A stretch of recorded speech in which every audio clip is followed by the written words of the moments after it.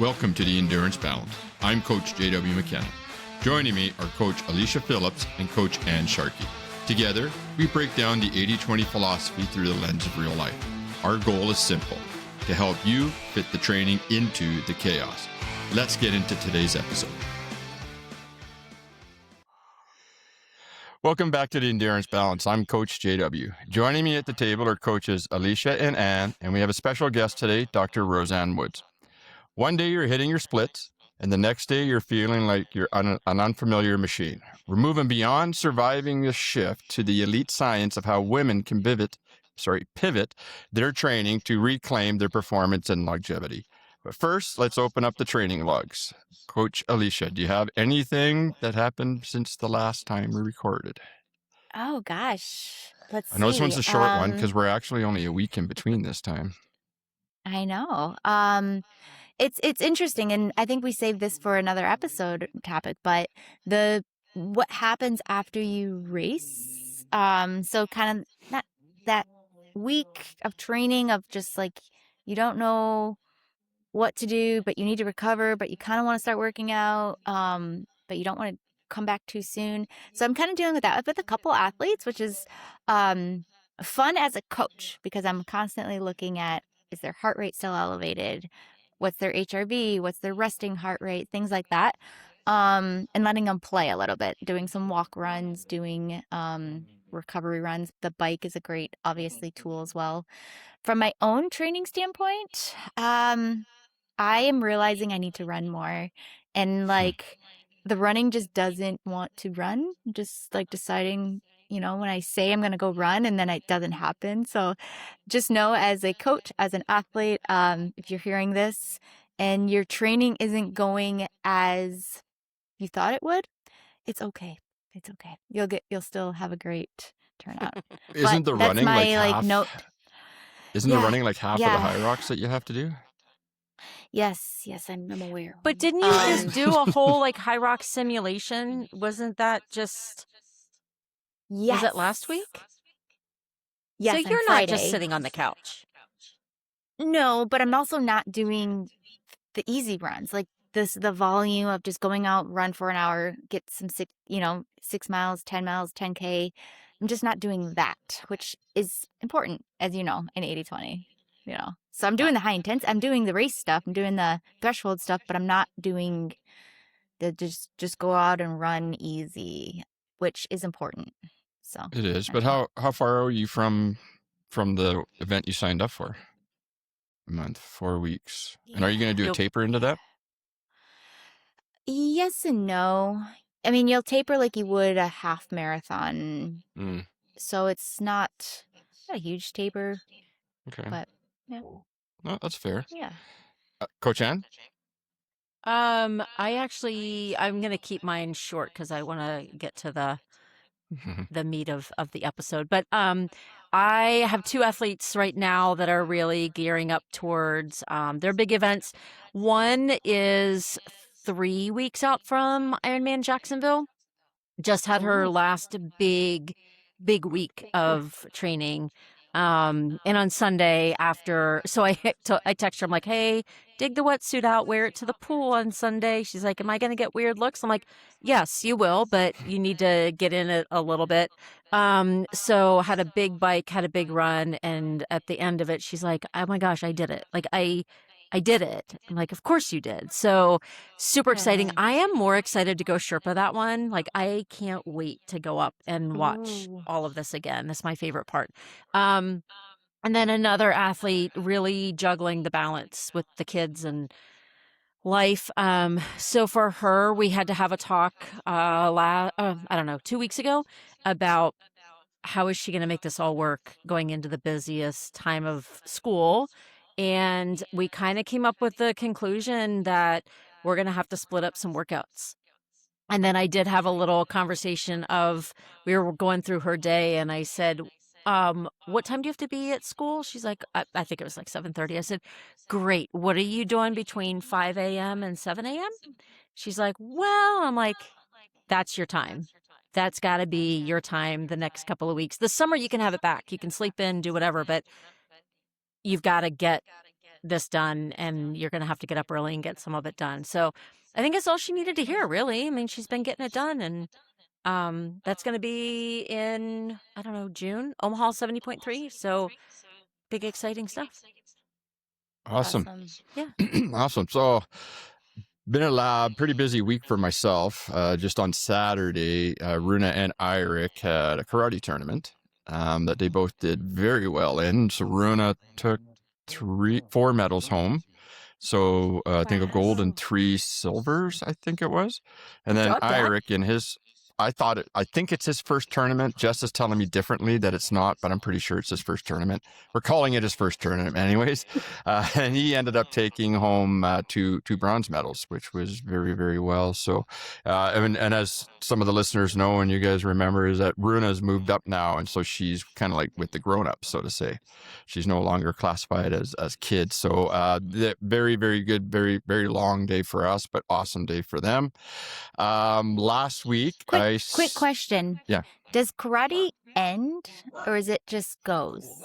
Or do you have seasons? No, it goes. It just kind of continuously goes. I think for us, because we do the homeschool program and kind of like the evening programs, the homeschool program will stop during the summer because everybody's kind of on vacations, I guess, and things like that. And then, but they'll keep going in the evenings. So, are you okay? Yes, I'm Did you sorry. Is it gone? The gecko has been evacuated. Go ahead. Carry Okay. on. I'm sorry. Perfect. And last week we announced our partnership or sponsorship with Sinister Sports, which is really exciting for us here at Ready Endurance Coaching. We're going to be doing Sinister 7, Black Spur Ultra, the Canadian Death Race, and Castle Alpine Trail Race. We're going to be doing 3rd place teams awards for that. So that's going to be pretty cool. And another one is I started a part-time job with NMP Community Center as a 3433 coach, endurance coach. So we had our first, and so I'll be working with Train to Try triathletes, so a group. So that's first night was last Thursday, so that was pretty fun. So a little bit kind of going on, busy, but a good busy. I'd like to introduce our guest. So joining us today, episode 12, right? We have Dr. Roseanne Woods, and I'm sure I won't do it justice, so I'll let her do her intro. Yep. Oh, okay. So, wow, nothing like throwing you right under the cheese. Right? Yeah. So, yeah. Okay. I'll let you right. at it. Well, I started my career in the oil and gas industry, as one does in Calgary, Alberta.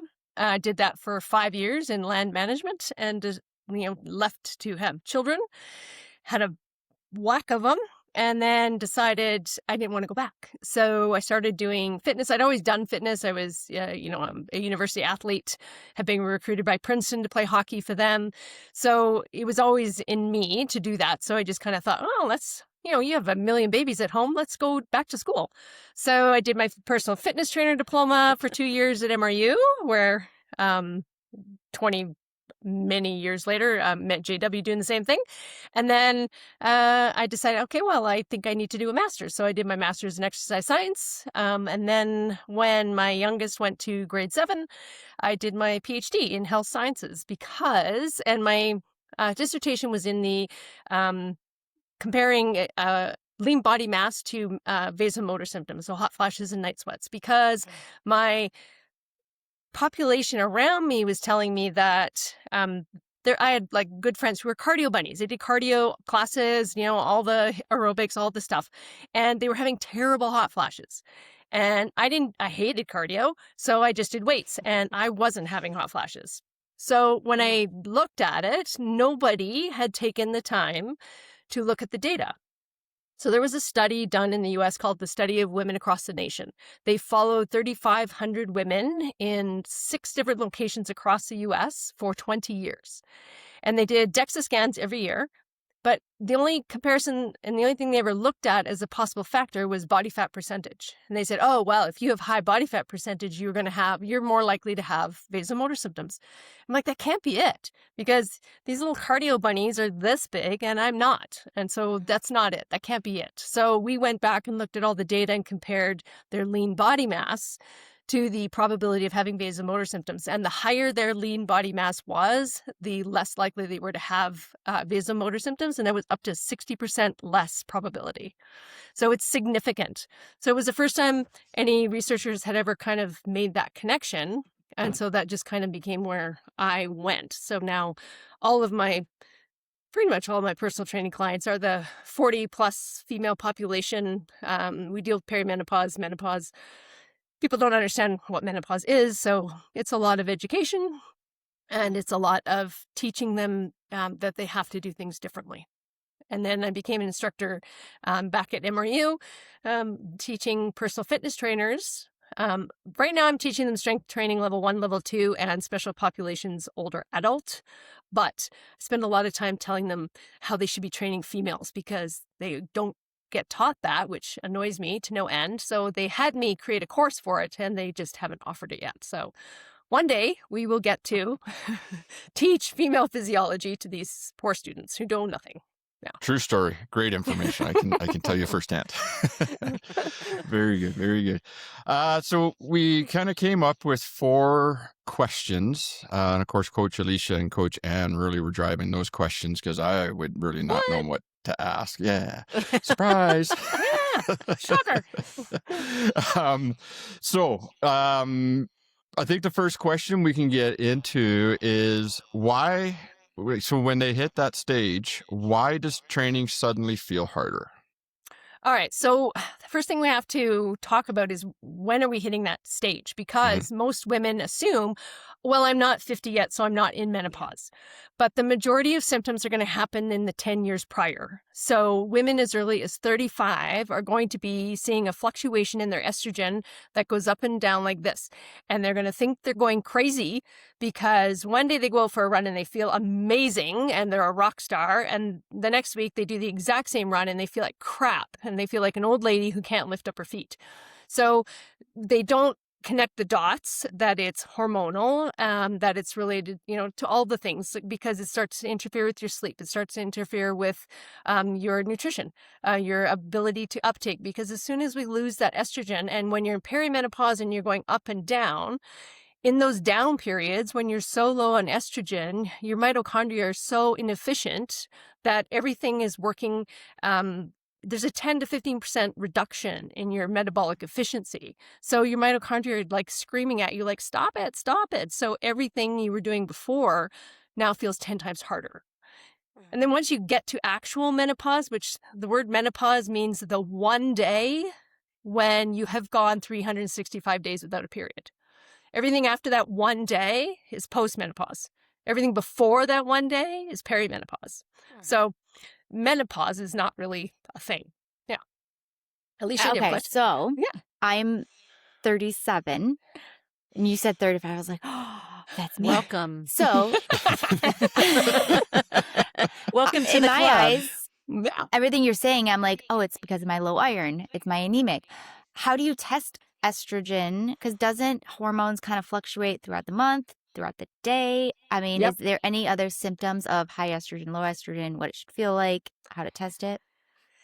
It's not, because it's so individual, because every woman's going to experience it differently. So for some women in a low estrogen period, it's going to feel like fatigue, just like I can't recover anymore. So and I'm feeling fatigued all the time. And in other women, it's going to be just tired. I need to nap all of a sudden every day.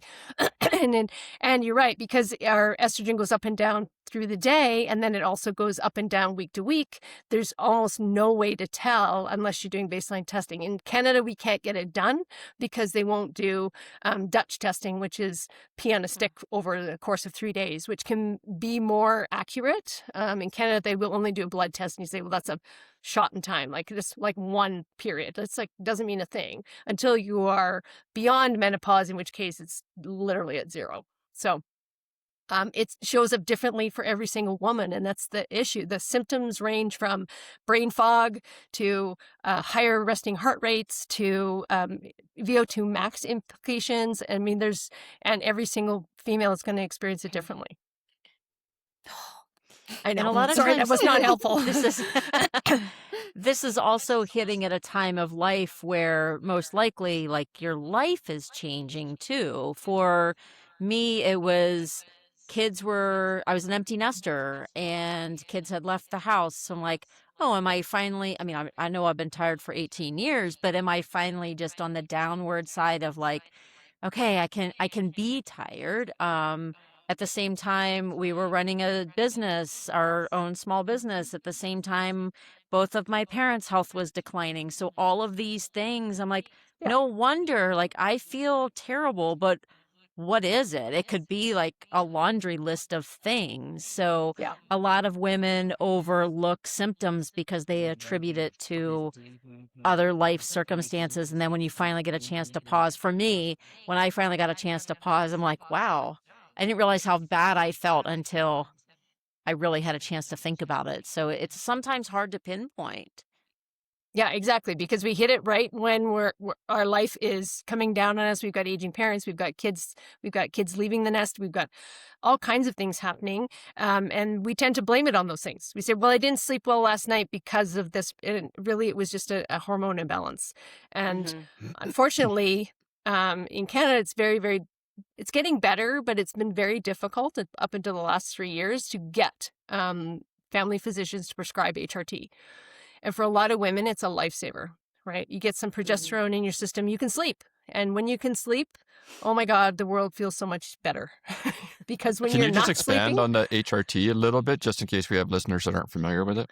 of course. So HRT is hormone replacement therapy. So for females we've technically or traditionally only given it to women once they hit menopause. And we're starting to realize it's too late. All the symptoms happen before actual menopause. So we need to be starting them on hormone replacement therapy at about age 40. So that's going to be some estrogen. There's a huge estrogen patch problem right now because they are in short supply because we are finally understanding that everybody needs them. And we know they finally took the black label warning off it in the US, which is huge. And then we're going to add in some progesterone because if we don't have progesterone at night, which is the calming hormone, we don't sleep. And it's that constant waking up at between 2 and 4 a.m. And you're like, why am I wide awake? Like, what? Why? And so that is what solves that issue for most women. And now, just in the last 2 years, we finally have a global statement saying that women need testosterone. We've always had testosterone, but it decreases at the same time as estrogen and progesterone. And when we don't have it, it's harder to keep our lean mass. It's harder to keep our brain functioning properly, and it's harder to have energy. So adding back that tiny little bit of testosterone, which is 1/10 the dose of what we give males. And in Canada, we still only have, actually in the US, you only have a male product. So we have to off-label prescribe it and say, okay, well, you get to have, take one little squirt instead of a big squirt. You say, well, it's super scientific, yes, and really accurate. But again, it's different for every woman, so you just kind of have to figure it out as you go. Okay. And is it easy to get on the hormone replacement therapy? Is it simple as going to your doctor and say, I want it, or is it more entailed? Or No, not up here. It probably is in the Not US. down but here either. No. Yeah. Family physicians aren't trained on hormone therapy, so they are scared of it. The Women's Health Initiative back in 2001 scared the crap out of every physician and out of every human, saying that they were going to give you breast cancer and you shouldn't take them. And so everybody got off of them. And now doctors don't get taught about them, so they don't want to talk to you about it. So generally, you need someone who's willing to talk to you about it, or more likely, they're going to refer you out to a women's clinic. We have several here in Calgary that are very much specialists in hormone replacement therapy. So you could just get referred out, which is fortunate for us. But I still have clients whose doctors won't discuss it with them. They're like, no, you're not menopausal yet. You don't need them. And it's like, oh my God. It's like, that's not the protocol. So it's going to take some time for the medical education system to catch up because right now they get a 2-hour lecture in 1 year of their medical education on hormones, and that's it. Yeah, and it's really unfortunate because we've talked several times on the show already about just getting blood work done and then Yeah. trying to get certain markers done. And I still have to explain to my doctor, and I think it's a game with him now. Maybe I don't know, 'cause I've been going and asking him every year, sometimes twice a year. Yeah, I want testosterone tested. I need ferritin Yep. tested. Well, is it low? Like, are you having an issue? No, we just want to know ahead of time, or we just need to know so we can cross the things off the list. You mentioned ventilatory thresholds. How does a decrease in estrogen affect the ventilatory threshold for athletes? Well, basically what they're going to feel is hitting the breathing wall sooner. So you're going to hit your VO2 max way earlier because it's a combination of factors, but basically your HRV is off and so is your resting heart rate. So you're going to hit the wall way faster than you normally do. And you're going to think I didn't train enough last week, or we blame it on all the other things, and it's just hormonal. So it's about recovery. We have to plan the recovery better because we don't recover like we used to, and we can't recover like we used to. So we need more recovery in order to allow our central nervous system to recover, and that allows the parasympathetic system to work better, and then we can get the heart rate down. Okay, so would you say then it's not that they're necessarily losing that VT1 or VT2, it's more just that they're getting tired before they reach it sooner because of the okay. Yeah. No, very cool. And one more clarity on the mitochondria, is it the powerhouses that's getting reduced inside the mitochondria, or is it just the mitochondria? No, it's the efficiency of the electron transport chain. So estrogen is a very important part of the electron transport chain, and when there's not enough of it there, things aren't moving correctly. So you also have an inability to switch between glucose and lipidation for your fuel source, which women are usually very, very good at. Our biology allows us to switch between glucose and fat oxidation beautifully, and that gets in the way of that as well. So we start not being able to use fat as a fuel, so we start to see it pile on in our midsection, which it's like, what is happening? Like, you haven't changed your nutrition, you haven't changed your training routine, you haven't changed anything, and all of a sudden it's just sticking to your middle, and that's exactly what's going on. It's so much fun being a girl. It's so much it's so frustrating. And I see it with my athletes. I see it with my girlfriends. The fact that unfortunately there isn't a lot of education. I feel like in the most, I don't know, maybe in the last 5-ish years is really when it started to become. You can find podcasts on. You can find so many more books, so many more people coming out and talking about it. But like you had mentioned, the education on the doctor's side is still so hard. Like, I've had many friends that were prescribed antidepressants instead of estrogen. And I'm sitting here going, I'm pretty sure like what you're going through is exactly what I went through. And again, like after losing both of my parents, an antidepressant would have been the easy fix. Well, not easy fix, but it would have been thrown at me very quickly. And fortunately, I knew enough from my research that I went the HRT route. But so many women don't understand it either and can't be their own advocate, which is also very frustrating. They just believe that what they're being told is the truth, and they don't have a chance to really advocate for themselves. I think more and more, as unfortunately now that a lot of my girlfriends are postmenopausal, now they're starting to kind of advocate because we know a little bit more, but it's not too late, but it's almost too late. All of the years that we've suffered until we finally learned a little bit more is very frustrating. That's interesting. I'd never heard the antidepressants being used in that case. So everybody thinks that we're crazy. Wow. Yeah, it's the very first thing they suggest because of the mood dysregulation. Because when you have brain fog, when you're not sleeping, when you think you're going crazy because your hormones are doing this, they think, oh, well, it's just mood dysregulation, so we're going to put you on antidepressant. I had a very, very good friend who was one of those cardio bunnies that I kind of used as my test case. And she was having horrible hot flashes as a kindergarten teacher. And I said, go get some HRT. And, she'd been with her family doctor for 20 years. She delivered all her kids. She loved her.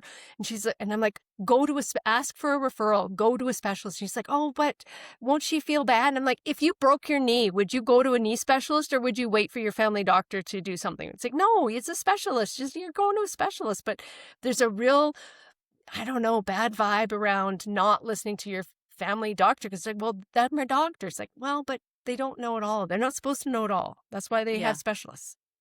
Do you think that might be part of the stigma why we don't talk about this more than we do? Yeah. Yeah. Alicia? That, and I think that it's, sorry, I mean, that and also it's programmed, I don't know, up down here, it was programmed into the school curriculum at a 6th and 7th grade. They split you into boys and girls, and we all talk about periods, and we talk about, I don't know what you all talk about, but we talked about that. And then all of the sudden, like, that's it. We talked about it for an hour in class, and you're good. You should know what to expect.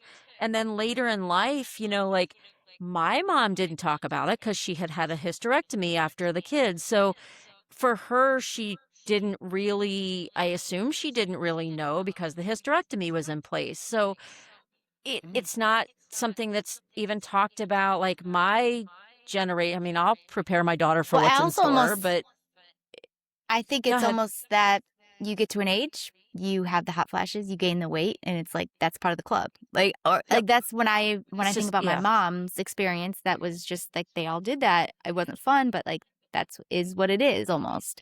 But okay, I am going back to again. I'm still super new to this, being very naive, maybe. But is there preventative? I mean, I know I have to go through menopause. I know it's like when you get pregnant, you're like, I know this baby has to come out, but I'm not accepting that. I don't want it. This is longer than anything? That. Sorry to tell you, it's a lot longer. Is there anything I can do to lengthen the time before that happens? For the people who maybe don't want to get on HRT, and then I think back of like birth control, because that's kind of messing with your hormones too. And people are like, oh, I don't want to be on birth control because then like it's a thing I have to do. Is getting on hormone replacement therapy similar to like birth control and that like playing with hormones?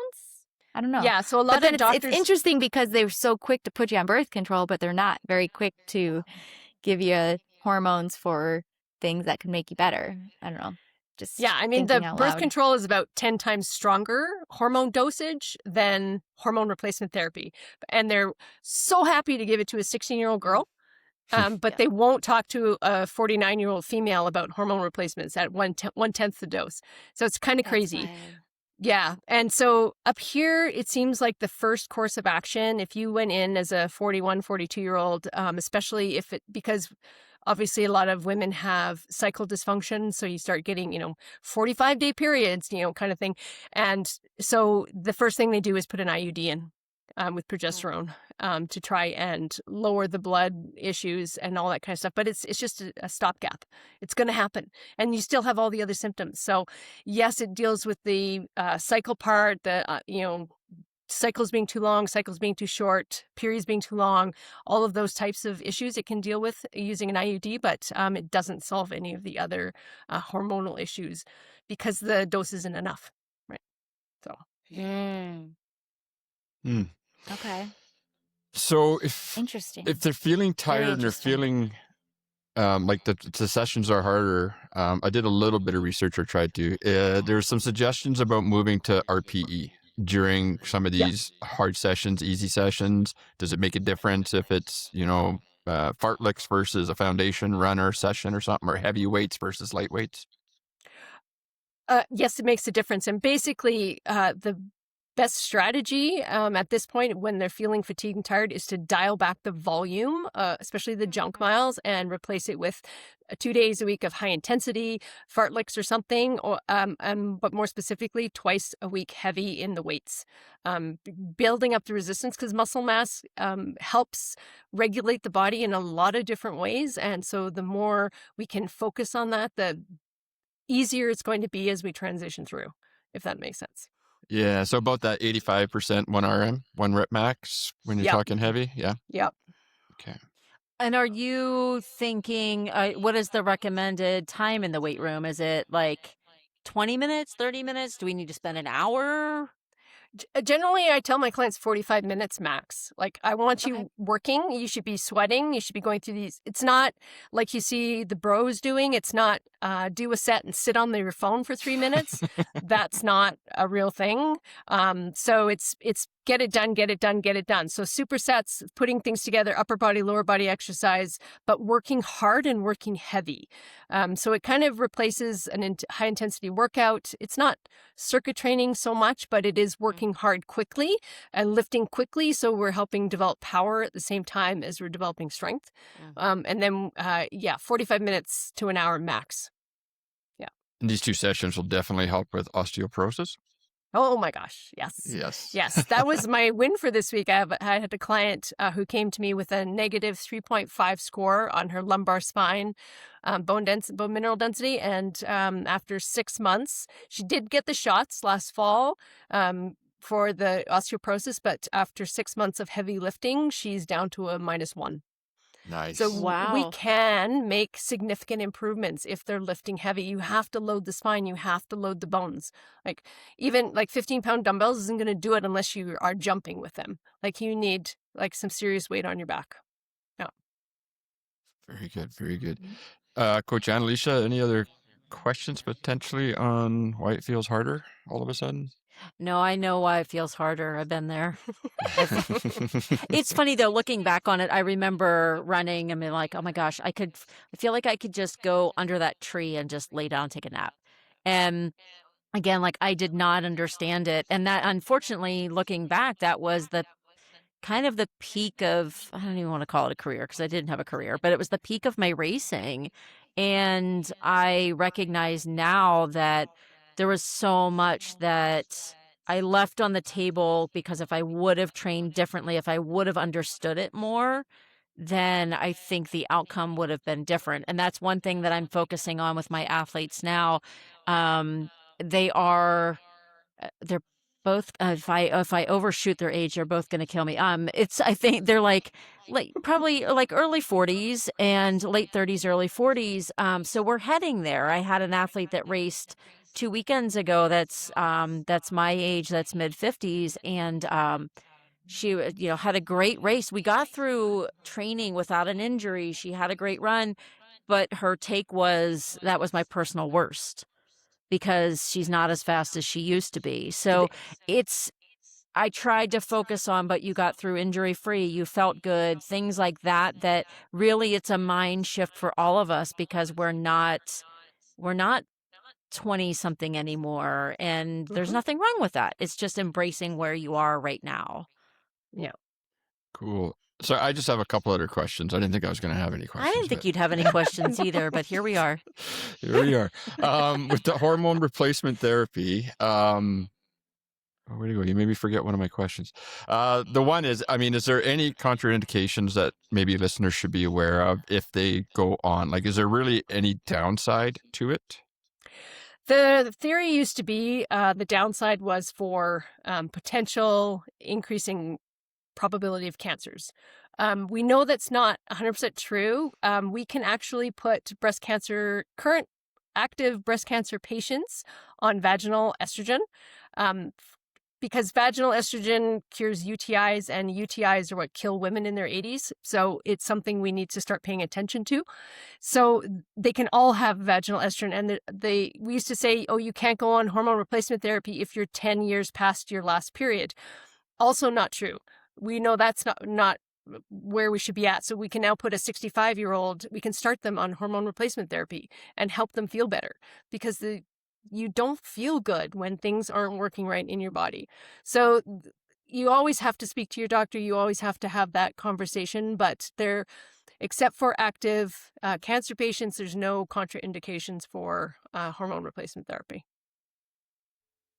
Very cool. And is it like once you're on it, you were on it for life? Can you change the doses? How do you know when you're at your sweet spot? I guess you can probably test that. No, you're going to feel it. So they can't really test it. They can test the testosterone. It seems to be a little easier to test because once you start taking testosterone, you see a big jump because in women, our Canadian units are a little different than the US, but you're expected to be between 0 and 0.5. Once you start taking testosterone therapy, which is just an estrogel or a testosterone gel, androgel, you just wipe on your arm twice a week. And it can jump really fast. So mine, after 6 weeks, jumped to over 2.5. And then the normal range is up to 4. And then after the second 12 weeks, I jumped up to 5.9. She's like, oh, well, that's maybe a little much. So then you dial it down. And so, but if you're not having any symptoms of it, so symptoms of high estrogen might be breast tenderness, just like it would be during a period. So breast tenderness, bloating. So you would know when things aren't right. But you don't have to stay on it for life. You can go on and off it as you please, as you feel, has what works for you, what doesn't work for you. You can add, subtract, try new doses. And the thing up here, it's difficult because if you get it through your family doctor, there's rarely follow-up. The first doctor who gave me estrogen and progesterone said, see you in a year. It's like, oh, okay, well. So my new one, who's doing all 3 for me now, because she was the one who added the testosterone, she checks in on me every 6 weeks. We do blood work, and she checks it. But we have this really dumb rule here. You can't check testosterone more than once every 12 weeks. So it's like, because I don't know why. That's I crazy. don't know why. Yeah. Right. Really? So I didn't know that. yeah. Huh. Unless you go pay for it privately, but yeah. Right. And how young can you start hormone replacement therapy? You probably wouldn't want to start it till you're in your 40s just because it's unnecessary. When your symptoms become out of control, that's when you should start thinking about it. So if you're having night sweats that wake you up every night, if you're not sleeping at all, if your sleep is terrible, even if you're waking up exhausted every single day, if you are having wonky periods, if they're like lasting forever or they're not showing up for 3 months, then it's time to check in and have the doctor have a look at that. But it's really an individual decision. Generally, when the symptoms are getting bad, that's when you should have the conversation because they will help with the symptoms. Not up here, you're never going to get a doctor to give you anything until you have symptoms. So go ahead. Is there any thought about, or what is your thought about women who their doctor says no or advises against HRT because there's a family history of issues with it? So, for example, like what if a friend of mine was told, no, I don't recommend that you go on estrogen because your mom had a problem with it. Is that still is that kind of old school now with the new research or? Yeah. Yeah, okay. We know that, especially because the types of estrogen we have now are different. So even the estrogen and progesterone they were giving to the women in the 2001 study were completely different now, and especially now that we have bioidenticals, like it's just a different story now. So it needs to be re-examined for sure. Right. Okay. Can you explain bioidenticals? Yeah, I'm assuming that's. Go ahead. Yeah, exactly what it sounds like. Yes. So they are made in the lab synthetically in order to exactly replicate what they look like in the body. Previously, for example, progesterone came from horse urine. It was called progestin, and it caused all kinds of trouble because we're not horses. So we shouldn't be taking things that are made from horse urine. So and then the original estrogens were also the same thing. They came from fetuses of pigs and things like that. So it was just kind of poorly done. So now we have the ability to go into a synthetic lab and use bioavailability. So the sequencing in the body is identical. Right. So it's very similar to the current very large topic of peptides in the market. No. There's a I whole do have other another question. episode. Yeah. Oh yeah. Shoot, what was I gonna say? Oh, no. Time out. Come back. Okay, think about that.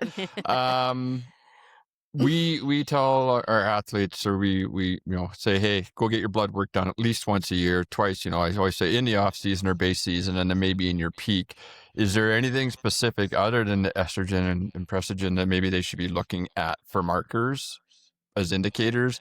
I mean, they're going to kind of, I know with my doctor, it's interesting. He'll admit it is that, I'll talk to you about something if it shows up red in Yeah. print red, because then I know we got to talk about it. But if it's, in the green, everything is fine, I'm not going to talk to you. Is there any kind of warnings or indications for that?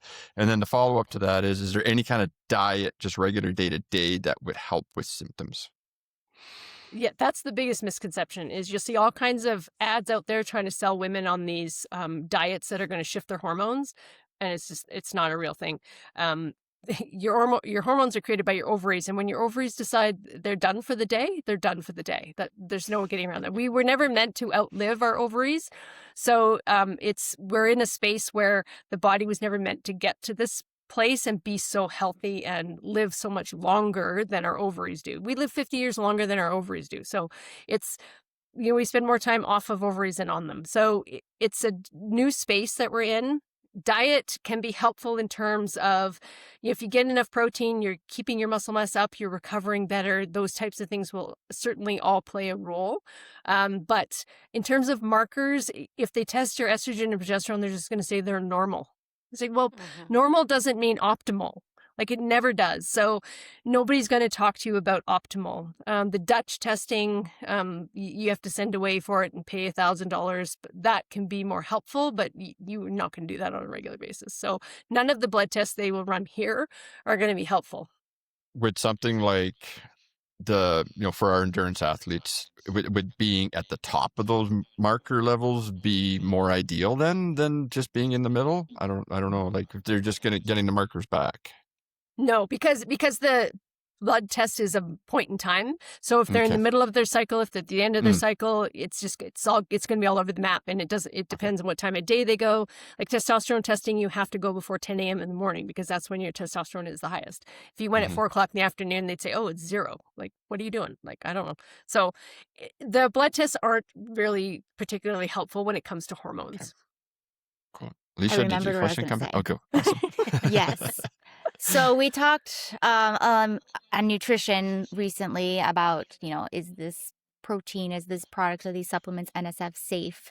I know most of our people listening aren't getting, tested their blood after a race or the pro elites, but is this NSF space, like if you were to go race an Ironman and then they were to test you, would this come up as a red flag or just No, not at all. No, the amount of testosterone, even if you were taking the testosterone, it's 1/10 the dose that men get on a daily basis, and we take it 3 times a week.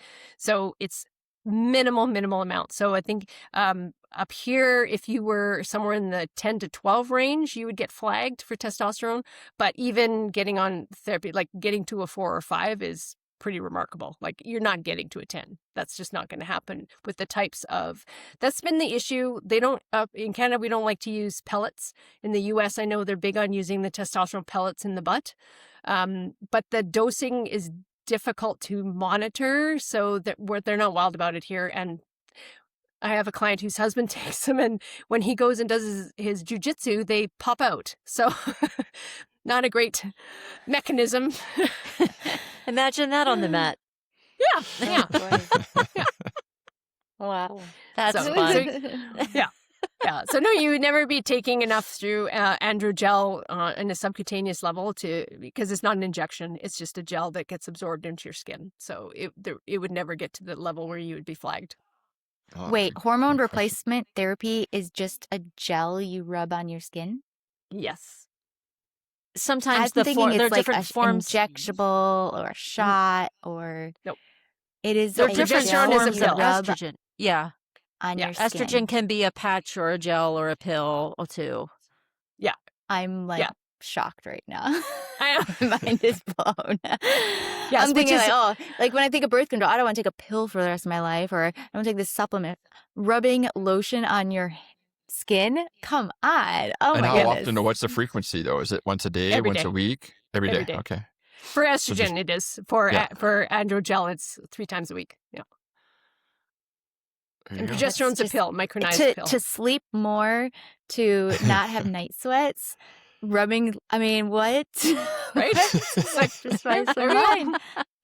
There Oh also my is that you goodness. do still have to find that balance. It's not just like, here's your patch, go to sleep now, and you're not going to ever sweat in the middle of the night. Like, Yeah. there's a huge learning curve to Learning what curve. works and what doesn't. And then, JW, you had asked a little bit about diet, and I know for me personally, I feel effects differently. Like, I don't sleep as well, and I do feel like hot flashes are more prevalent at night if I do have like a little bit more sugar than I should in my diet. Like if I Yeah. am eating ice cream or brownies, and and I have really stopped drinking alcohol because I just don't tolerate it the way that I used to. So disrupts my sleep, and at this point I'm doing anything I can to get a good night's sleep. So adding alcohol or taking alcohol out of that equation, it works for me. So therefore I don't do it anymore. Yeah, we And become once, super insulin resistant. So when you start tweaking your glucose intake, especially with alcohol, it can make a big difference for sure. The diets I was referring to was the ones they try to sell you online. Say, oh, we'll eat Yeah. red peppers, and you have to eat this way. It's like, no, you have to figure out what works for you, which is why most people won't do it because it takes work. So you're right, eliminating alcohol. I feel like we because could create a multi-billion-dollar product here, the hormone training plan. exactly. Yeah. put Yeah. it in a smoothie and we'll make millions, right? Exactly. Yes, there. Yeah. So once you find that balance-ish, it's always going to be a balancing game, though, as you continue, is it not? Like you just Oh, don't yeah. find like the number and then that's the magic number for the rest of the therapy. No, because we continually change. So we continue to change. Our metabolism continues to shift. If we become more insulin resistant, we've got to deal with that first. We've got to deal with processing glucose. We got to learn to process alcohol better. Our liver starts to get cranky on us. Almost every menopausal female will be told her HDL is too low, even Okay. though her cholesterol ratio is fine. She's going to be told, oh, but your HDLs are too low. Eat more avocados. It's like, oh my God, it's hormonal. Okay, when you don't have enough estrogen, your body doesn't hold enough of the HDLs. So it's just like a poof. So, yeah. So I guess that's why it's probably the liquid or the lotion then, right? So it's kind of up to the lady herself to kind of administer how much they think they need, let's say that day based on previous day? No, it's not that fast. No? So it's going to take probably 2 to 3 months to actually get Oh, okay. enough into your system when you first start to notice a real difference. And then you kind of have to maintain for a while. But then if life throws you a curveball, you lose a parent, your stress goes through the roof, your cortisol's out of control. So that's now a whole new ball game. And now what you were doing before is no longer working. So now you're back to, oh my God, how am I going to fix this? So it's always a game. I'm laughing because this is so true. It's like, no, you don't just get to have this magic prescription for the rest of your life and you're good. No, it depends. And we've said that how many times on this podcast about handling an athlete in a training plan. We're like, well, it depends. And here we are for the rest of our life. It depends. It depends. Exactly. It depends on so many things. Yeah. So how about the CNS? So the central nervous system, what role is this playing in for our endurance athletes, either during HRT or in their, right, in this phase of life? It's the ability to recover, right? So what's happening is we have a reduced parasympathetic rebound. So when you used to be able to recover in 24 to 48 hours, it's now going to take 48 to 72 hours. And when we don't plan for that, we continue to overtrain and then your system is completely drained. So we need to stop stacking, the workouts and start listening to the body. You need to focus on where the body is feeling in the moment, because if your RPE is a 10 and this was a run you did 2 weeks ago and it was a 2, then you're in a poor recovery state. So we know that low energy availability, right, is a factor because women don't feed themselves. Good Lord, we don't eat enough. So you tend to be dealing with overtraining, not eating enough, because the usual response to I'm not making progress is to cut calories and to train more. And then that has the exact opposite effect that we want. So Low energy availability can reduce performance by 30%, just that one factor alone. And then you throw in the fact that you didn't sleep last night. And then you throw in the fact that your cortisol was too high this morning and you ran out the door and didn't have anything to eat and didn't lower your cortisol. So your whole nervous system is a mess. So it's about recovery, and it's about planning it and programming it. As coaches, we got to program the recovery because they're not going to do it. Eat the damn banana. And when you were That's in what I'm your hearing. 20s, you could get away with that, Exactly. but not when you're in your Not 40s. anymore. And people, I feel like so much, well, when I was in the best shape of my life, this is what I did, so this is what I'm going to do. Mhm. Yeah. And then they wonder, why is it not working this time? Exactly. Same with weight Mhm. loss, right? We say when I was in my 20s, all I had to do was like cut 500 calories and do an extra Stairmaster session, and I could lose 5 pounds this week. And now you're like, I can eat perfectly, go to the gym perfectly, sleep perfectly, and I'm still gaining weight. Like, what is happening? So it's very, Mhm. very frustrating. I think that's a pretty good segue Yeah. then into the kind of the body composition changes, right? Yeah. So you're kind of, what I'm hearing is they're doing all the right things, but the body is still saying, nah. Yeah. And it's the insulin resistance. That's the biggest factor. So you can no longer process. And I'm not an advocate of low carb solutions because that's not the answer. But everybody has to find the lower, the level that gives them the energy they need, that fuels the brain, that allows you to feel good, but also allows the body to continue to process. And sadly, this is where peptides are going to change the game, because I have Mhm. about 10 clients now on retatrutide, as a GLP-3. They're finding they're able to process the insulin now. So they're losing the body fat, they're maintaining muscle mass, and they just feel better. So I know it's not everybody's favorite topic, and I know it's controversial, but I think it's going to change the game for 45-year-old plus women in how we handle this, because our bodies have stopped functioning and being efficient at what they're supposed to be doing. And there's not a lot we can do. We can build strength, we can add muscle mass, we can eat properly, we can eat our greens, we can take our Metamucil, we can drink our water. Sometimes it's not enough. So it's, So do you also prescribe peptides? You can't prescribe them, but we do have a lab here in Calgary who is the only Canadian lab that does tests for endotoxins. She has it double tested before they come to be sold. She teaches reconstitution. She teaches them how to use it. And my clients are seeing amazing results. So it's going to be a game changer, because I've not seen a product. And Ozempic was, it kind of put shame around this whole category, because it's like, well, all these celebrities are doing Ozempic, so now there's shame around it. You're cheating and blah, blah, blah. It's like, I'm just trying to help my body work better. And you don't have to stay on it for life. You're not going to rebound and gain all the weight back on the GLP-3s, because they have built-in receptors. They have GIL, GLP-1, and glucagon in them. So they're attacking all three receptors, teaching your body how to process insulin and glucose again, which is something it hasn't done for a long time for some of these women. So it's going to be the game changer. Until Big Pharma gets a hold of it, and then it's going to be too damn expensive for anybody to use. So a GLP-3 is different than a GLP-1, correct? Correct. Different Yeah. receptors, different. Okay. And your thought is the GLP-1 is not enough, or what is your thought on just the GLP?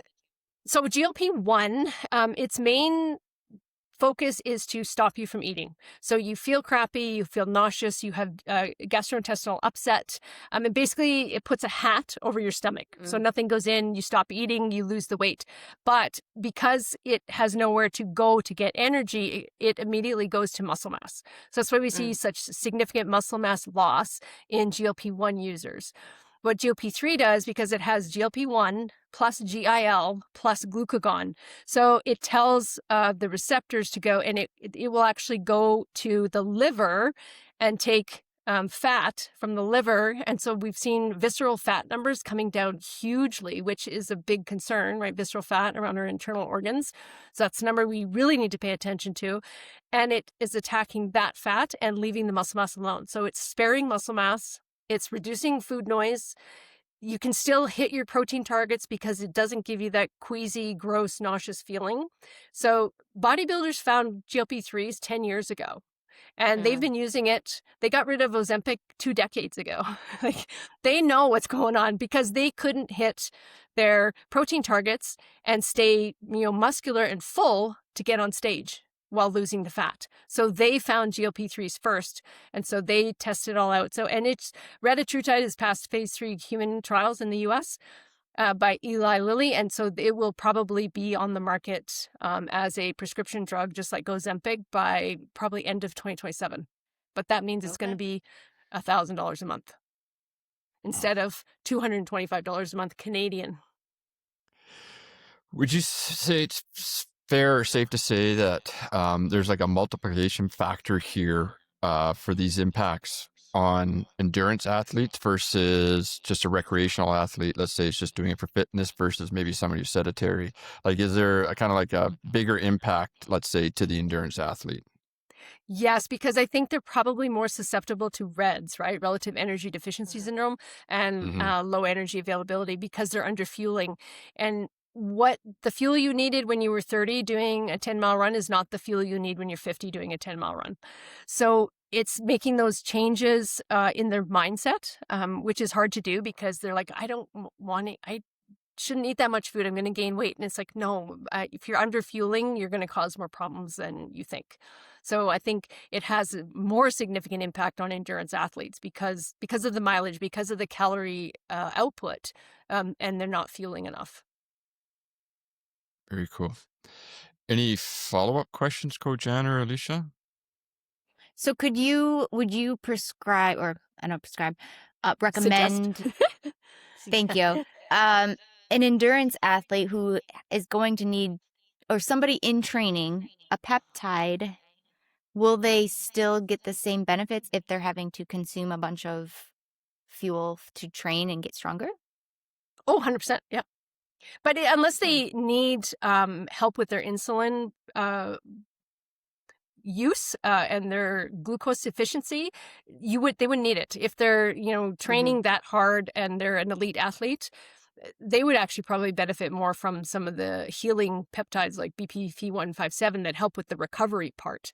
So they might be more likely to do well on a recovery peptide than on a fat loss peptide. It's not necessarily what they need at this point. I feel like we're going to have you on a podcast when we just talk peptides. Peptides. Yeah. Love it. Absolutely. Because that's definitely... it's a huge topic. Yeah. And it's obviously very new and unknown. And is it scary? Is it just like HRT, right? So, yeah. And definitely not abusing your, not bashing it, not, but educating them on... Yeah. Mm-hmm. I try to tell people, 10 years ago, it. This was the same conversation we had about creatine. People were saying, oh, you shouldn't take creatine. Don't take creatine. It's bad for you. Don't put that in your body. It's like, now we know 5 grams of creatine every day is the best thing you can do for your brain. Like, what are we talking about? So it takes a while for the public perception to catch up to even the science. So it will get there, but yeah, it's going to take a lot of educating. Even just you saying that it's been around for 10, 20 years, even though it's like new suddenly, because a lot of, you hear, oh, it causes cancer, it causes this. But, so that's, it has been around, I guess. Very long time. Yeah. Finally hitting the spotlight. And I think it's safe to say as well that, a lot of what we're talking about here in this episode is based on generally healthy population, right? So, I'm just, when I'm hearing about the insulin process and things like that, or the need for it, a diabetic might obviously take to this slightly different already because of that situation with insulin, whether too much or too little, right? So, definitely. Any other question, coaches? How can we? I don't think so. I think we could. Yeah. Yeah. No, sorry. I was just going to say, Alicia, that if Dr. Woods, you have the, where's my screen? The, where did it go? Elevate her. Elevate her wellness. Sorry. Yeah. Did you want to explain a little bit of that? How did they find it? How do they find you? Let's say if they want some more questions. Yeah, sure. So my website is drroseannewoods.com. Pretty straightforward. My newest kind of venture is Elevate Her Wellness. It started with a female only seminar we did back in January where we brought women together, because I find bringing women together in a community is the most important thing for them. Like, you can have these one-on-one conversations, but they need to hear that other people are experiencing this, and so that they don't feel so alone in it. So I like to bring them together in these groups. So there's a few things on my website, the Elevate Her Wellness series. There's an online course you can take. It's all online, do it yourself. Learn a bit and then click through and test your knowledge. It goes through all of the things about menopause, about hormones, about what's happening in your body. And then we talk about nutrition, stress management, and sleep hygiene. And then we're now doing a 12-week midlife strength reset. So teaching women how to lift properly as we get older, in terms of, not 5-pound dumbbells. We're not doing that anymore. We're not doing step class anymore. Like, we need to change our approach. And so there's a 12-week series we've got there where they can get the workouts, learn how to lift properly. Right now, my one-on-one time is a little limited. Kind of in hot demand up here. There's not a lot of us up here who teach this stuff. Yeah. So it's been great. I love it. But we're going to have every quarter, we're going to have these seminars where we bring women together and then start streaming them so that we can have people, log in and be part of it from all over. And will they be able And to do you find have a some of social media? Yep. Dr. Roseanne Woods on Instagram and Facebook. Yeah. Yeah, we'll definitely drop the links and the websites in the show notes. So anybody who wants to follow up on that, the links will be in there. And then those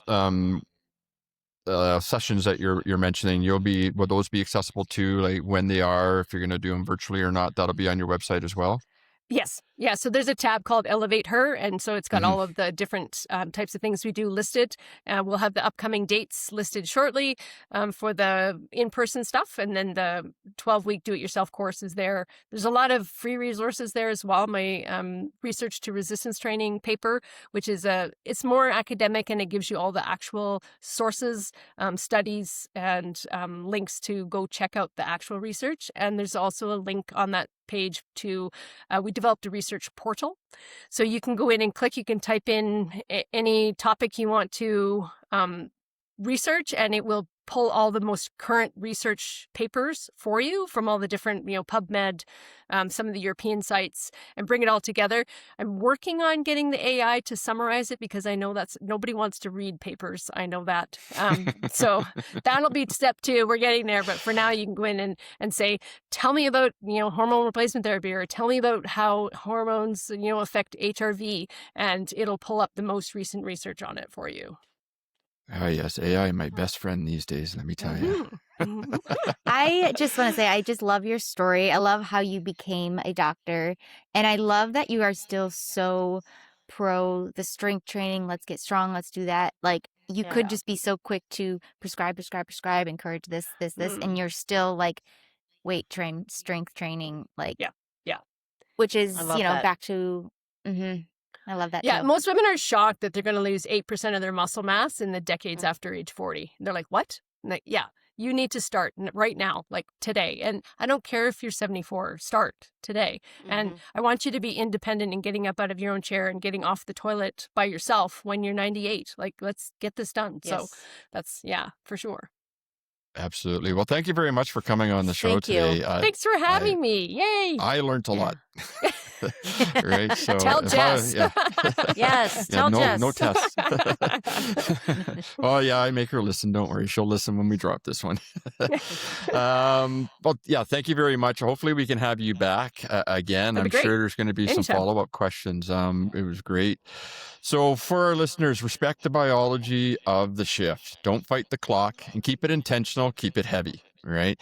Your homework, audit your recovery markers for, let's say, the last 7 days. If your sleep is shot, your homework is to cut one high intensity workout. right? We'd rather see you do a high intensity, keep the strength in the gym, and then trying to stack and burn yourself out. So have a look at that, and then replace it with that extra shift or even an extra heavy lift in the gym, right? That can be an option as well.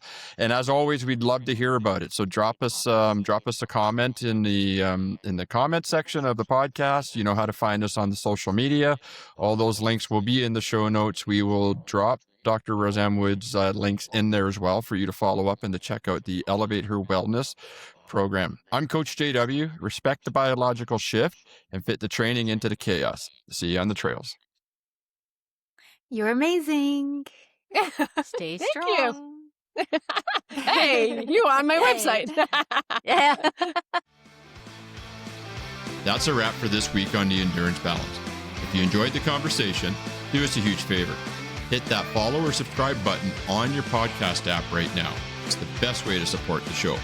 And hey, we want to see your chaos. So come find us on Instagram at The Endurance Balance and drop us a DM. For Coach Alicia and Coach Ann, I'm Coach JW. Thanks for listening, and we'll see you on the trails.